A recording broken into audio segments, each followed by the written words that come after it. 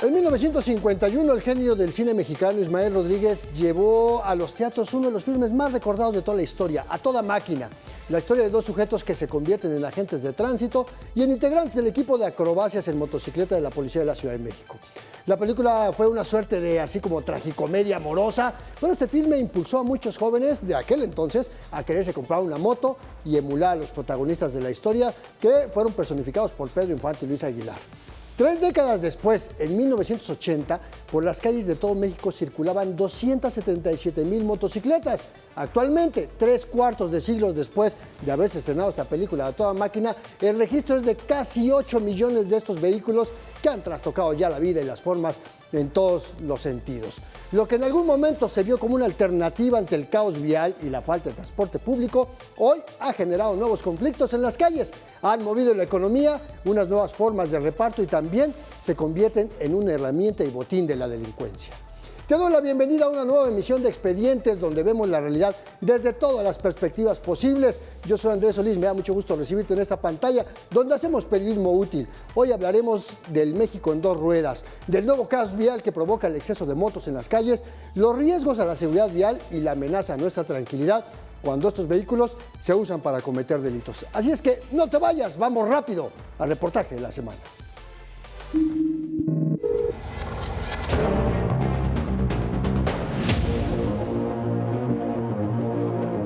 Pueblos y ciudades de México se inundan de motocicletas, convirtiendo sus calles en pistas de carreras y zonas de alto riesgo para automovilistas, peatones, ciclistas y hasta para ellos mismos. Mientras en 1980 en el país circulaban 277,084 motos, al cierre de 2023, el Instituto Nacional de Estadística y Geografía reportó casi 8 millones de unidades, un incremento exponencial. De acuerdo con el INEGI, este crecimiento ha mantenido un promedio de 14.5% al año. En los últimos 8 años, salvo una leve disminución en 2020, el peor año de la pandemia por COVID-19. A la falta de un transporte público digno, masivo, asequible, ¿no? Los usuarios están optando por usar la motocicleta, pues porque también sabemos que los vehículos motorizados de 4 puertas, 4 llantas cada vez se vuelven más caros, ¿no? Los estados de México, Jalisco, Ciudad de México, Guanajuato y Veracruz concentran prácticamente la mitad del total nacional, lo que no sorprende al ser las entidades con mayor población. A la par del crecimiento exponencial de unidades, también ha aumentado la cantidad de accidentes que involucran a motociclistas por el exceso de velocidad, imprudencia y hasta la falta de pericia y experiencia al conducir. Porque hemos visto los incrementos entre el 15 y el 20% en la tasa de accidentes y sobre todo en épocas como las que estamos ahora, que es época de lluvias. Falta de control en la motocicleta, no saber frenar adecuadamente, entonces derrapas y ya sin control con el derrapón, pues accidentes de alta energía, con casco y sobre todo sin casco. De acuerdo con la Asociación Mexicana de Instituciones de Seguros, solo 1 de cada 10 motocicletas cuenta con seguro, lo que se suma a una falta de regulación para controlar este medio de transporte. Y además la normatividad pues poco establece, y la autoridad, pues si hay que decirlo, poco está haciendo en ese sentido. Entonces sí hay que trabajar mucho en la parte normativa, establecer restricciones y obviamente una regulación pues digamos muy estricta que ordene este flujo tan importante de motocicletas. Mega Noticias, Andrés Solís. El aumento del parque vehicular de motocicletas ha traído consigo el aumento también de la delincuencia asociada. Por un lado, hay un crecimiento importante en el número de delitos que se cometen a bordo de una motocicleta y por el otro, el aumento en el robo de unidades que lo mismo usan precisamente para cometer otros crímenes que para desmantelarlas y así alimentar el mercado negro ahora de las motopartes.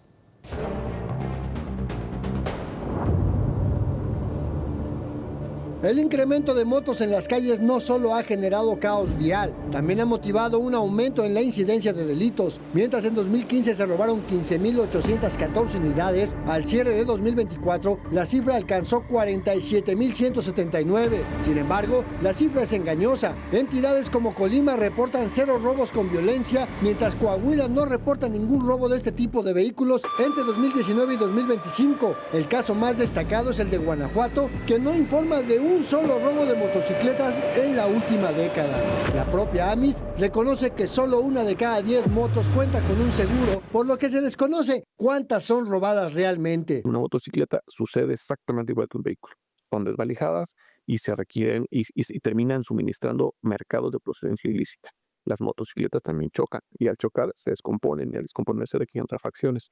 Entonces se hace se fomenta un mercado de procedencia ilícita. El aumento en el robo de motocicletas va asociado también a que se utilizan estos vehículos para cometer otros delitos. Según el gobierno de la Ciudad de México, 6 de cada 10 robos se cometen a bordo de motocicletas. Tan solo de 2019 a 2022, en la capital del país, 8.604 unidades fueron puestas a disposición del Ministerio Público por estar relacionadas con algún delito. Hay incrementos en robo de motocicleta por diversas razones. La primera es porque está creciendo el parque. Y al crecer el parque, hay mayor exposición y estas motocicletas, al final del día, al igual que los vehículos, son ocupados para cometer otros ilícitos. De acuerdo con la consultora en seguridad Algotic México, Baja California, Hidalgo, Tlaxcala, Morelos y Oaxaca son las entidades donde hay mayor probabilidad de que se use una moto para cometer un homicidio.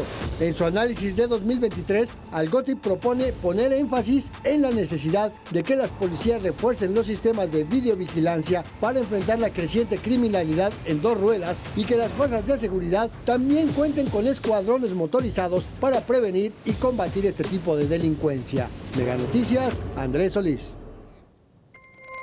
Y uno de los factores que motivó el aumento en el uso de la motocicleta fue la pandemia por COVID-19, que catapultó los servicios de mensajería y los servicios de entrega, sobre todo, lo que ha traído aparejado pues también nuevos esquemas de explotación laboral.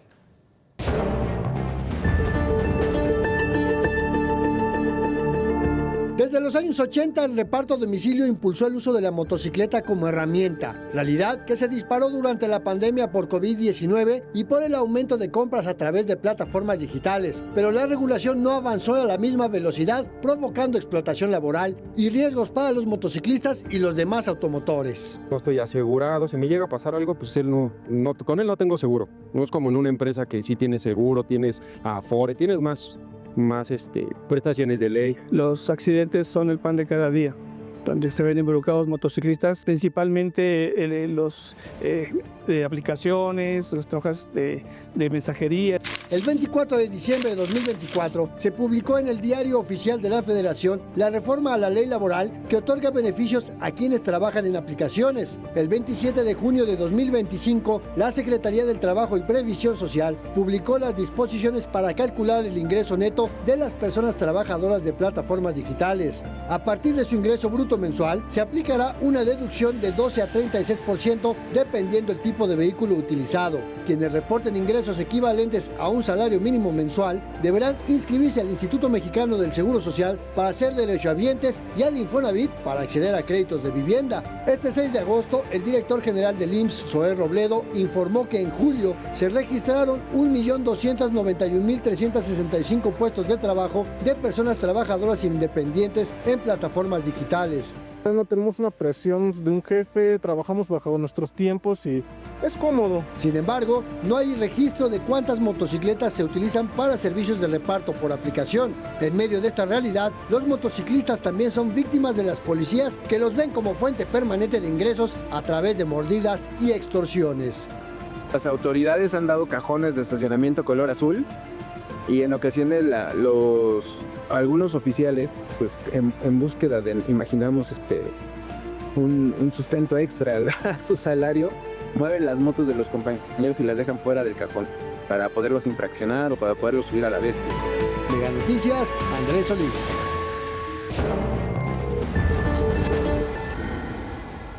Bueno, esto es parte de la realidad desde diferentes perspectivas. El tema del caos vial, el tema de la seguridad, el tema de los abusos laborales por la vorágine en el crecimiento del parque vehicular. Pero lo vemos a nivel nacional y aquí en Expediente siempre nos gusta hacer estos recorridos a nivel local. ¿Qué está pasando en otras ciudades? Y justamente pues aprovechando el trabajo que todo el equipo de periodistas de Mega Noticias desplegado en el país pues hace estas investigaciones en seguimiento. Y vamos a ir a Querétaro, Jalisco, a Nayarit, Guanajuato, Baja California y a Veracruz. Y vamos precisamente precisamente a Querétaro, donde el parque vehicular se ha incrementado por lo menos en 140% y, por supuesto, pues más accidentes viales.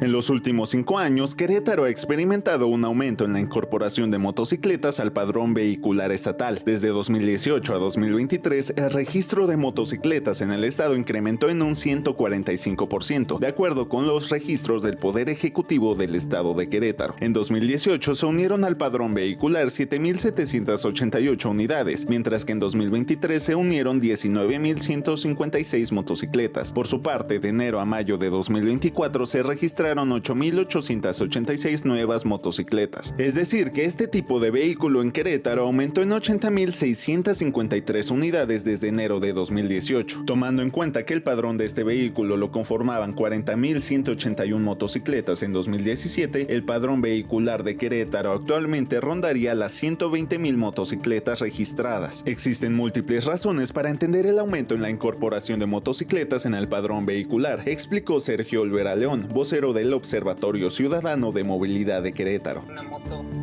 de esas pequeñas que se compran, que son las más comunes, cuesta como 30,000 pesos, 40, pero no son los 300,000 que cuesta un auto.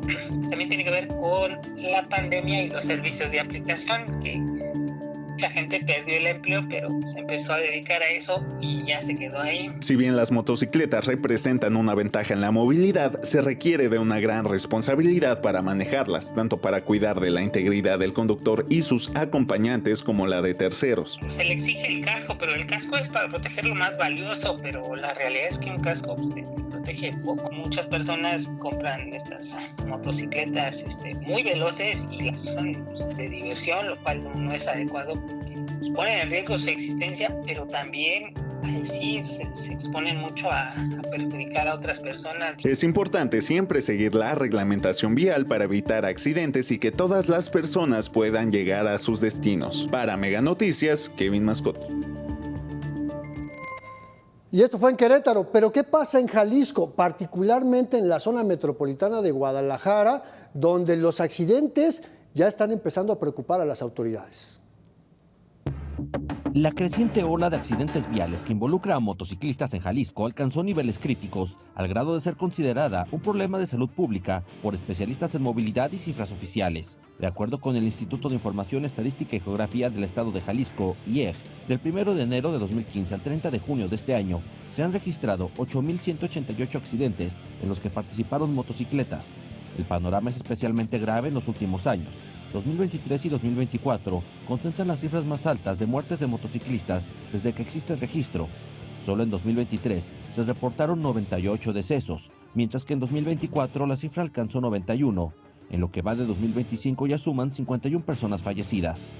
El impacto no se limita a las muertes. En promedio, 860 motociclistas resultan heridos cada año en siniestros viales, muchos de ellos con lesiones de gravedad o discapacidades permanentes que transforman por completo su calidad de vida.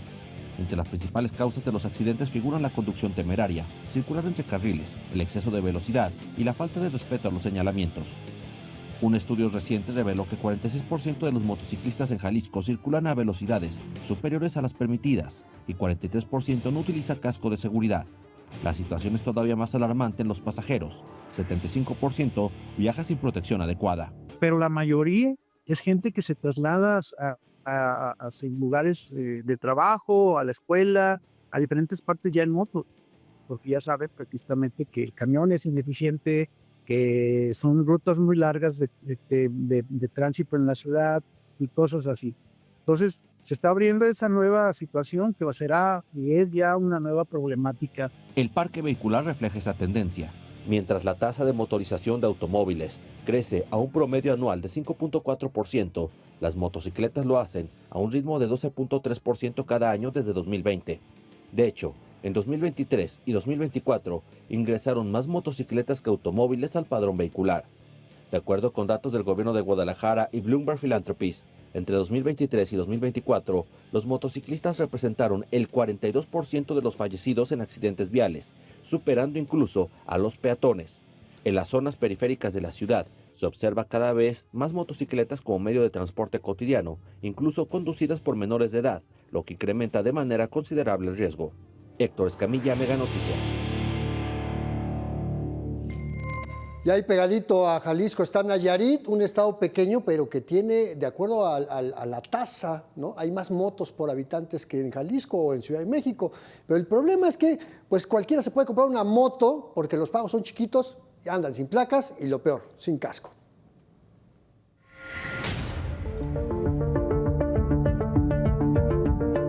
El aumento acelerado del uso de motocicletas en Nayarit ha rebasado la capacidad de regulación de las autoridades.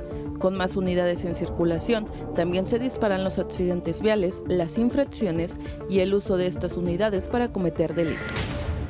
En la última década, el parque vehicular de motocicletas en México se triplicó.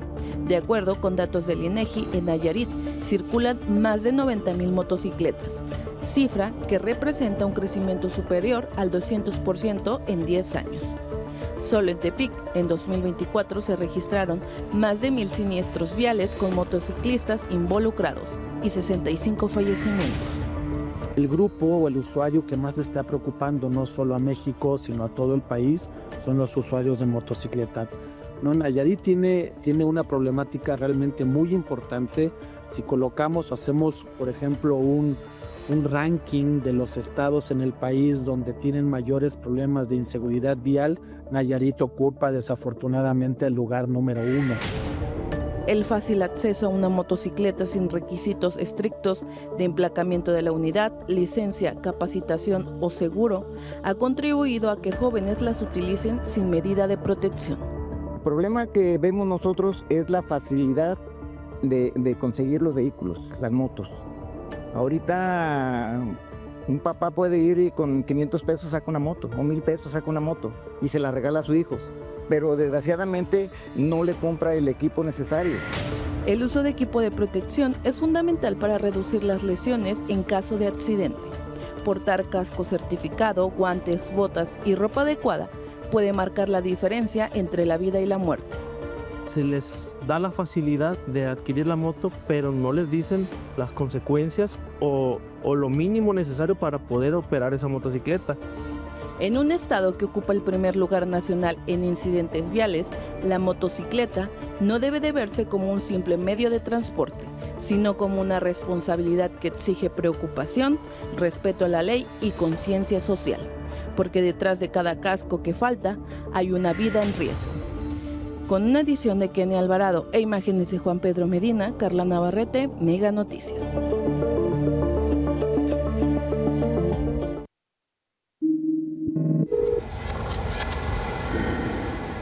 Y cuando la realidad supera la ficción, pero sobre todo la declaración pública, estos son los cuentos 50. Y vámonos rápidamente al número 1. En medio siglo el mundo ha cambiado y evolucionado. Fíjate, en 1980 había 3.9 millones de coches circulando en México. Hoy hay 38 millones, un incremento del 1000%. ¿Pero qué crees? Pues el mayor crecimiento ha sido en las motocicletas, sobre todo en la última década. Y si nos comparamos en el mismo año, 1980, había 277,000 motos. Hoy hay 7.8 millones. Así de grave. Bueno, vamos a los cuentos 50 número 2. Así como ha crecido el parque vehicular de motos, pues también aumentan los peligros en las calles y los riesgos de accidentes, por supuesto. Bueno, pues solo para que te des una idea, en 2020 se registraron casi 41,000 accidentes por colisión con un motociclista, es decir, el motociclista choca o lo atropella. En 2024 la cifra fue de 61,869, 50% más, y en muchos casos el motociclista iba sin casco. Bueno, más adelante vamos a regresar con más cuentos de Cuentos 50. Vamos rápidamente a un corte, seguimos aquí en Expedientes a través de la señal de Mega Noticias.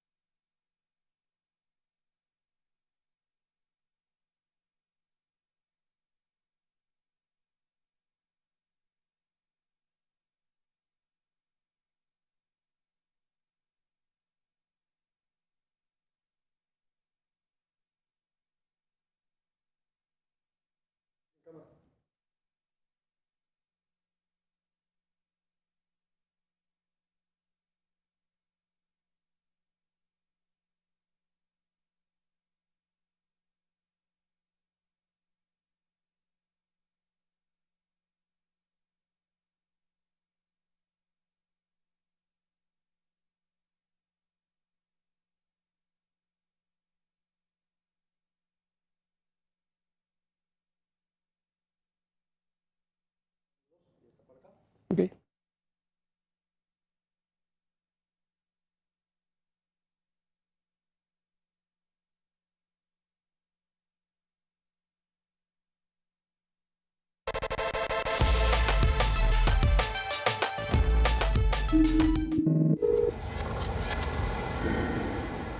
Bueno, estamos haciendo esta revisión de lo que pasa en el tema de las motocicletas en México, sobre todo en las grandes ciudades, pero las ciudades pequeñas también están inundadas de motocicletas. Y justo para platicar un poquito más sobre esto, me da muchísimo gusto recibir aquí en el foro de Expedientes MN a Alejandro Flores. Él es paramédico, pero además es presidente del Club de Motociclistas Radicales Libres. Alejandro, qué gusto saludarte. ¿Cómo estás? Muchas gracias. Expedientes. Muchas gracias por el espacio. Oye, nos conocimos precisamente porque andaba yo buscando fuentes informadas sobre este tema de las motocicletas y alguien me decía, pues háblale a Alex Flores porque ellos traen una onda muy interesante. Platícame primero, ¿qué hace Radicales Libres? ¿Quiénes son ustedes? Bueno, somos un motoclub. Estamos apasionados de la velocidad, del motociclismo, pero con responsabilidad, y estamos integrados por profesionales de la salud, médicos, paramédicos, personal de enfermería, psicólogos, en fin, varios profesionales de la salud que nos apasiona el motociclismo.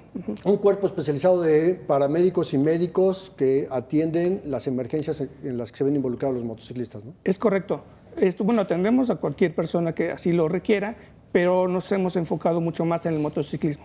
Y justamente eso quiero preguntarte, porque aquí pudimos ver un poco de los riesgos que ha significado el incremento del parque vehicular, correcto, los accidentes, la falta de precaución. ¿Qué es lo que ustedes han podido ver como motociclistas y como especialistas de la salud? Bueno, lo que se ha documentado bastante ya, ¿no? El hecho del riesgo en sí mismo de la motocicleta, potencializado por la falta de cultura, por el acceso muy fácil a motocicletas, por jóvenes, ¿no? que sin experiencia, sin ningún tipo de capacitación, toman una motocicleta y, bueno, sin educación vial hace que esto sea muy grave.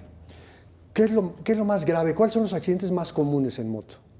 Bueno, el que está involucrado, lo que le llamamos trauma multisistémico, que involucra pues, varios traumas graves de manera simultánea. Por ejemplo, trauma de cráneo con trauma de tórax, con trauma de extremidades, de manera simultánea. Entonces eso es muy grave para quien lo sufre. Digamos, pues una caída, pues a lo mejor un raspón o algo así, pero los derrapones, las colisiones, o sea, a mayor velocidad, pues evidentemente mayor impacto.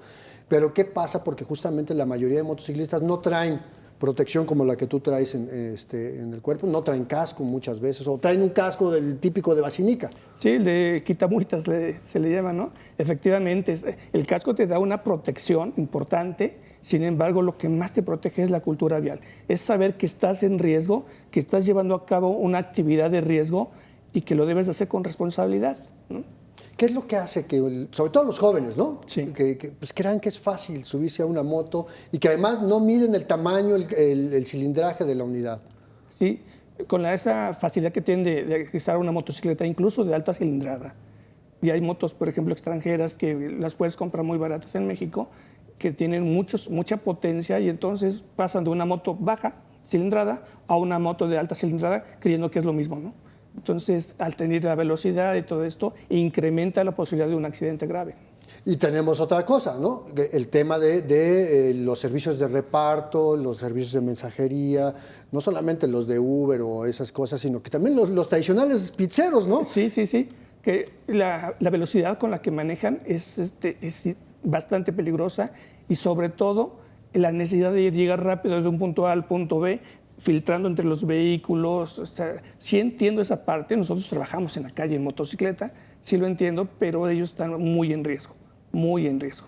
Me decía un jefe del área de vialidad de la Policía de la Ciudad de México que también se han enfrentado al tema de que se suben a las banquetas y ponen en riesgo también a las personas que van caminando por las banquetas, no solamente con los automovilistas, ¿no? Sí, definitivamente al peatón, al de la bicicleta, al del patín. Entonces, como estas dos entidades que también son importantes, ahora sumamos también los peatones. Entonces, esta motociclista que circula entre vías, pues también lo va a hacer en la ciclovía, también lo va a hacer pasándose el alto, también se va a parar donde no debería, en fin, toda esa serie que se van sumando a la responsabilidad. ¿Es suficiente de repente decir, bueno, ya me pongo un exoesqueleto, una chamarra, me pongo el casco? ¿Es suficiente para subirse a la moto? No, definitivamente no. La experiencia, ¿no? Los conocimientos del carenado, del frenado, los trazos que tiene que dar para dar vuelta, y todo eso es importante. No solamente la protección te da como cierta seguridad, ¿no? Te sientes protegido, pero sobre todo las técnicas de conducción.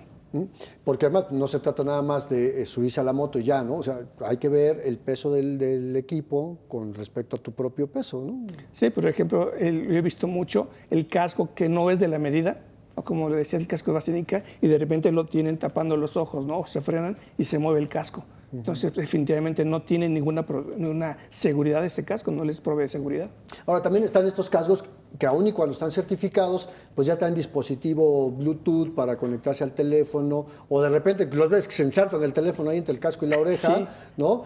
¿Eso los distrae? ¿Eso es un tema que pone en riesgo al motociclista? Increíble. O sea, sí es un distractor, también es algo necesario estar comunicado, pero insisto, con responsabilidad. Yo he visto gente que incluso va mensajeando mientras maneja la motocicleta. Sí, lo he visto también. O que están ahí con el navegador, ¿no? Porque andan ahí Sí. buscando la dirección a donde van a entregar la pizza. Exactamente, o lo que durante sea. la conducción. ¿Cómo se coordinan ustedes como club de motociclistas autónomo con las mismas autoridades?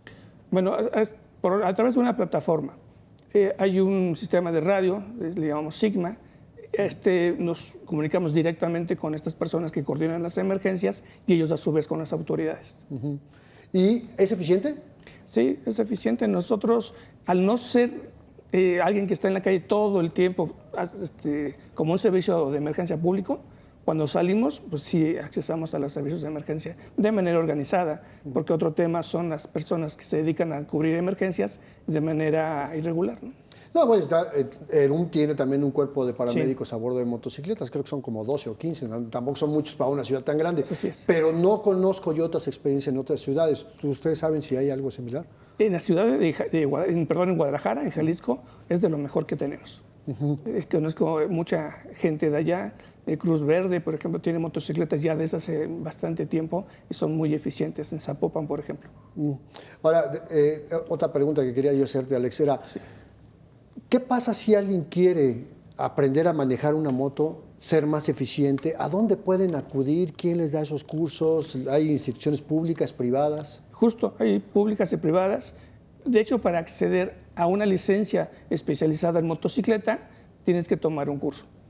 Entonces, ese curso te avala conocer la motocicleta y las condiciones básicas de aceleramiento, de frenado y algunas cosas muy básicas. Yo recomiendo ampliar esa capacitación a cursos más especializados. Y que también incluyen esa parte de primeros auxilios y mecánica, ¿no? Pero bueno, mi querido Alex Flores, te agradezco muchísimo que nos hayas acompañado aquí, porque además eres una persona muy comprometida con tu trabajo. Pero regálanos unos minutitos, déjanos ir a una última batería de preguntas, si te parece, y vamos rápidamente a De Bote Pronto.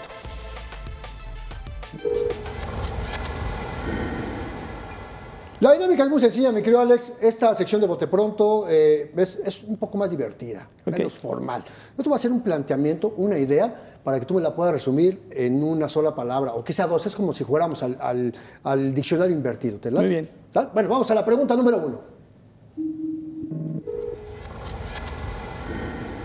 ¿Cómo defines al aumento del parque vehicular de motos? Como una oportunidad para protegernos, pero también para ser responsable. Muy bien, una oportunidad, me gusta eso, no vamos a verlos todos negativos. Vamos a la pregunta número 2. Idea muy generalizada de que puedo viajar sin casco y sin medidas de seguridad. Es completamente peligroso. Peligroso, muy bien, vamos a la pregunta número 3. Creencia de que la moto puede circular por donde sea. Falso. Falso. Muy bien, vamos a la pregunta número 4. Estrategia de las empresas y negocios de prometer rapidez porque tienen un gran equipo de motociclistas muy diestros. Riesgoso. Riesgoso. Muy bien. Eso es todo. Mi querido Alejandro Flores, muchísimas gracias por acompañarnos. Y esta siempre será tu casa. Serás bienvenido siempre que sea oportunidad y que podamos platicar más adelante. Muchas gracias, muchas gracias. No, muchas gracias a ustedes. Y nosotros vamos a ir rápidamente a una pausa. No le cambie, seguimos en Mega Noticias. Esto es Expedientes MN.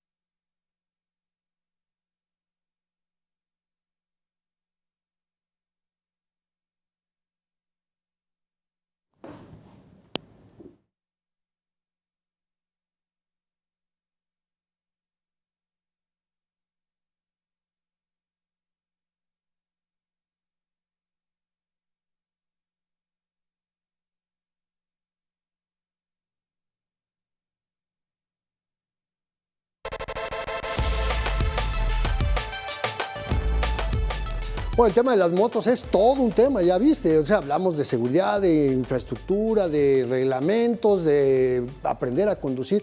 Pero es una parte del caos vial de las grandes ciudades, porque hace un par de años la Comisión Económica para América Latina, la CEPAL, alertó precisamente sobre la falta de los avances en el sistema de transporte público y concesionado en las grandes ciudades. Los gobiernos le siguen debiendo a las personas un transporte digno y eficiente. ¿Y qué pasa? Pues si no hay un buen transporte público, pues buscamos las alternativas como las motos. Así de fácil.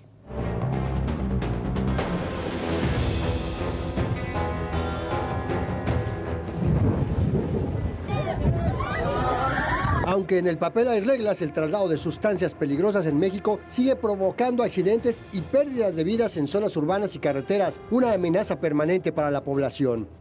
Algunos tipos de mercancías que por su nivel de riesgo requieren o se alineen a regulaciones específicas. Este es uno de ellos.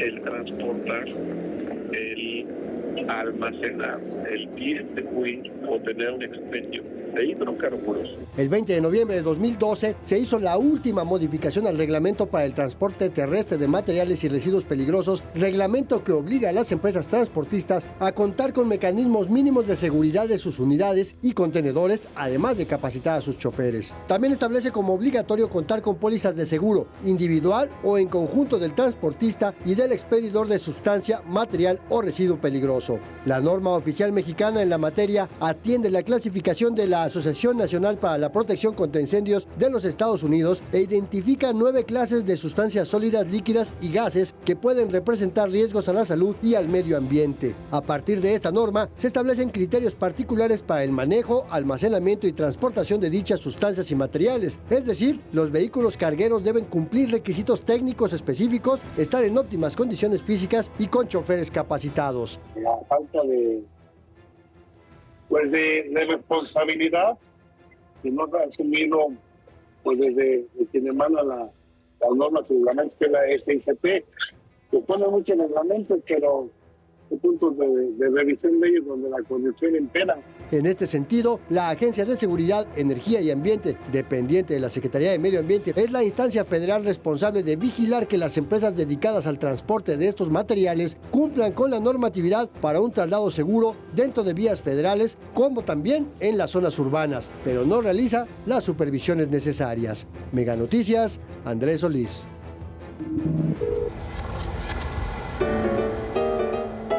Y cuando una imagen dice más que 1000 palabras, estamos viendo este impresionante cartón del monero Kempch.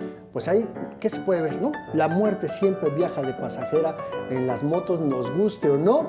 Y justamente, pues le quiero dar la bienvenida aquí en este foro al monero Kempch. Maestro. ¿Qué tal, mano? Qué gusto saludarte. No, bienvenido nuevamente aquí a Expedientes. Muchas gracias. Qué gusto tenerte aquí en este punto. A ver, platícanos primero este cartón. Sí, bueno, es que ahorita acabo de ver todo el programa, está interesantísimo, es amplísima este tema. Y sí, efectivamente, hay una falta de asistencia para la gente que se movilice, tiene que encontrar otro recurso, este recurso es la motocicleta. Y yo creo que ahora lo que corresponde es una educación, mano. La educación es la que va a poder venir a hacer un equilibrio entre toda la gente accidentada, entre el mal manejo de las motocicletas, el problema que le crea a los vehículos, a los autos, ¿no? Entonces, porque uno va manejando y también te salen las motos por todos lados. Yo creo que al final esto va a requerir, va a tener que ir de la mano educación civil o cívica, y si no hacemos esto pronto, al rato vamos a estar como en la India o con los países orientales, donde es un mundo de moto y que no hay control absoluto, ¿no? Ya vamos para allá, man. Sí, los países orientales, bien lo dice Pakistán, la India, en China. Pero si tú te vas a Cancún, ¿no? Si te vas a Mazatlán, a Los Cabos, también los malecones están inundados de motocicletas. Es que estamos cayendo en ello, por eso pienso yo que estamos a tiempo de una buena educación. De ahí va a partir todo lo demás, en una buena educación.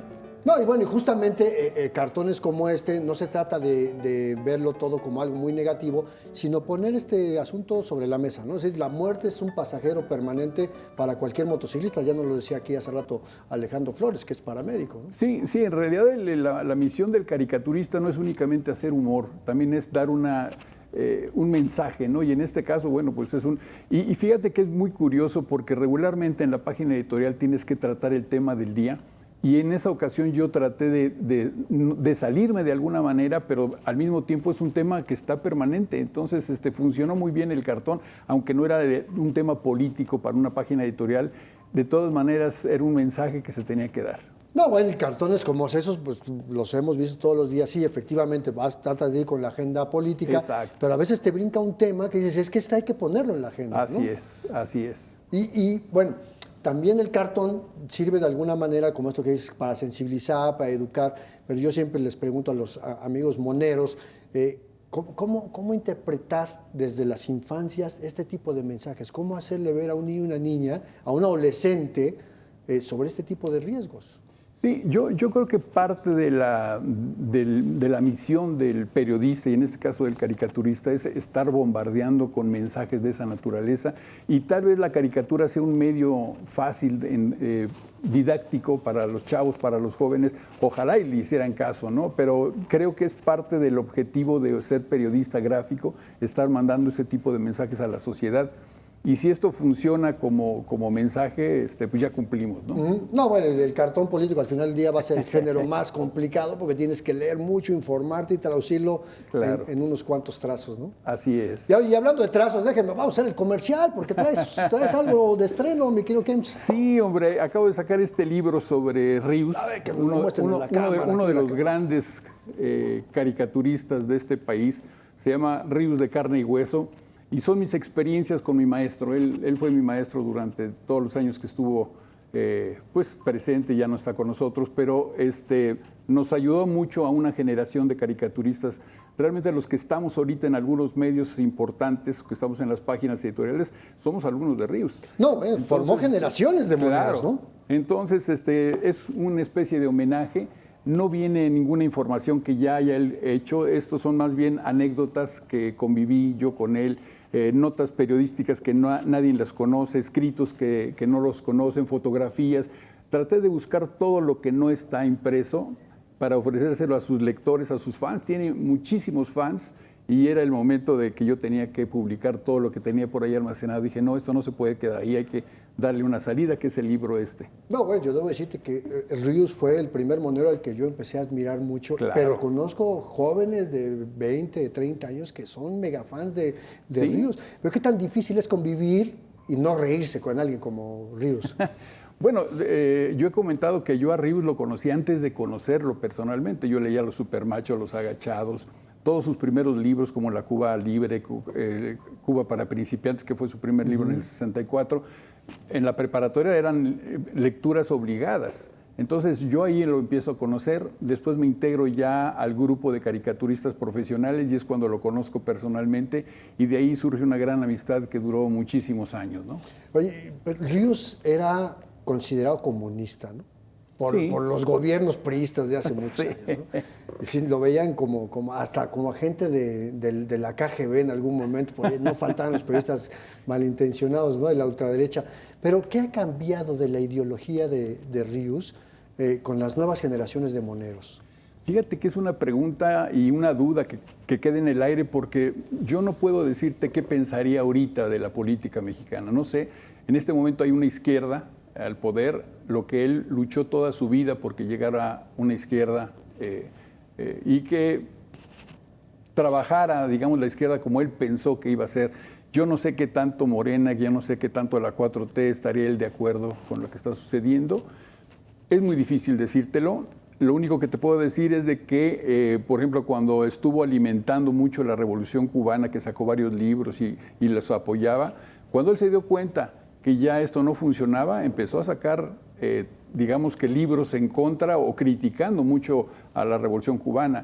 Entonces yo pienso que en este momento podría estar haciendo algo parecido. Todo aquello que de la 4T no está funcionando como se pensaba, yo creo que en este momento él ya lo estaría criticando. Debe estar dando de patadas en la tumba. Sí. Y sin alusiones personales, mi querido Kempch, pero yo pienso que lo que diría Ríos es que esto es una caricatura de la izquierda. Sí, ¿no? Yo también pienso que por ahí estaría el asunto. Sí, oye, así es. ¿qué le aprendiste más como monero? ¿El arte del trazo o el arte de la comedia? ¿Qué te enseñó? No, yo creo que, bueno, al inicio, que a muchos nos pasa, seguimos sus pasos porque consideramos que había un dibujo muy simple. Dijimos, pues eso lo podemos hacer y si estás comenzando, pues por ahí me voy.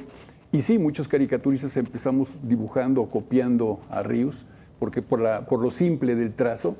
Pero yo creo que más que esa simpleza que al final te das cuenta que no era tanto, cuando empiezas a hacer algo parecido y dices, ay caray, no era así de fácil. Yo creo que al final, cuando menos en lo personal, a mí lo que me dejó fue la honestidad del periodismo, tratar de que lo que uno decía lo dijera con honestidad, que lo dijera pensando en que hay una política en un país el cual se tiene que llevar a cabo, pero sin dejarse influenciar por nadie ni por nada, ¿no? Entonces, a mí lo que me dejó Ríos fue la honestidad dentro del periodismo. Eso es lo que le he aprendido y lo que trato de seguir haciendo durante muchos años más. Y yo les invitaría a que se dan una vuelta ahí al Metro Zapata, en la comunicación que da entre la línea 3 y la línea 12. Hay un pasillo maravilloso de moneros, y hay una parte muy interesante dedicada al maestro Ríos. Pero bueno, ¿dónde podemos encontrar este libro? Bueno, pues me acabas de ganar la palabra. Yo soy el director de ese museo. Yo lo hice hace ya 4 o 5 años. Y ahí en esa librería, en esa estación hay una librería que se llama Ríos. Ahí está ahorita, lo vi ya en la Feria del Libro, pero bueno, ahí seguro pueden llegar. Bien este ejemplar o todos los libros que quieran comprar de Ríos tienen ahí toda la colección.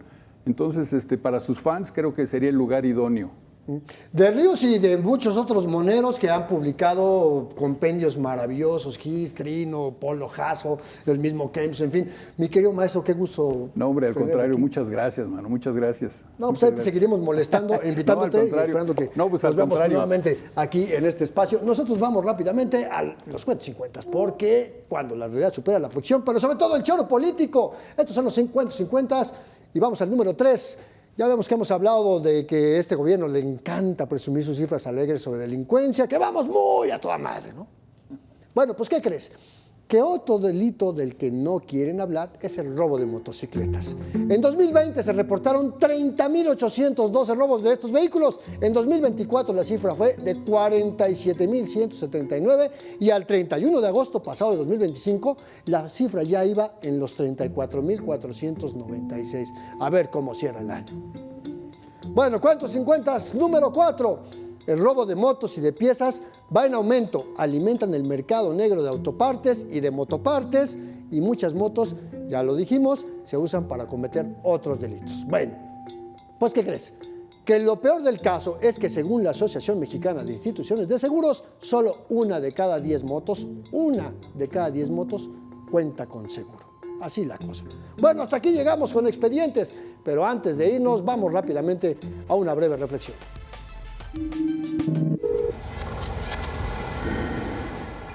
Hace un par de décadas la motocicleta era una alternativa para evitar el tránsito vehicular en las grandes ciudades. Hoy es otra realidad. Las motos contribuyen a nuevas formas de caos vial, a riesgos de accidentes y se convirtieron además en una herramienta para el crimen organizado. Lo que ha fallado es la regulación, el control y la capacidad de las mismas autoridades para poder poner orden y hacerlo además sin corrupción. Hacen falta herramientas, tecnología, policías suficientes para enfrentar la criminalidad motorizada. Pero otra parte es muy importante porque quienes utilizan estos vehículos para moverse o para trabajar, pues son una manera de vivir. Que cumplan con los reglamentos de tránsito, que tomen cursos para conducir con seguridad y responsabilidad y que no sean factor de riesgo en las calles. Esa es la parte que les toca a los motociclistas. La moto debe ser una alternativa para la movilidad, no convertirse en otro obstáculo. Hasta aquí llegamos en esta emisión de Expedientes MN. Como siempre, yo te agradezco mucho el favor de tu compañía. Gracias a estar aquí presente en este espacio donde hacemos periodismo útil, periodismo que te sirva a ti y a tu familia. Gracias a Héctor Jiménez, como siempre, que está al frente de este gran equipo de producción. Yo soy Andrés Solís, te invito a que te mantengas aquí en esta pantalla, porque todavía tenemos mucha más información aquí en Mega Noticias. Hasta la próxima.